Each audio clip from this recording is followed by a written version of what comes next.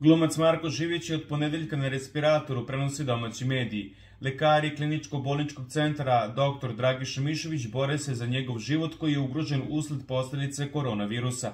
Živić je već 3 nedelje na bolničkom lečenju, pre nedelju dana je kiseonik primao preko maske, međutim doktori su ipak sada morali da ga intubiraju. Markova saturacija je počela da pada i svi parametri su bili veoma loši, posebno krvna slika. Ima obostranu upalu pluća, a dodatnu komplikaciju mu je napravila bakterija digestivnog trakta. S obzirom na to da je on pre nekoliko godina operisao rak jednjaka i želuca, bakterija je pogoršala njegovo kompletno zdravstveno stanje. Nadamo se da će uspeti da pobedi koronu, ali i doktori su nam otvoreno rekli da je u veoma lošem stanju.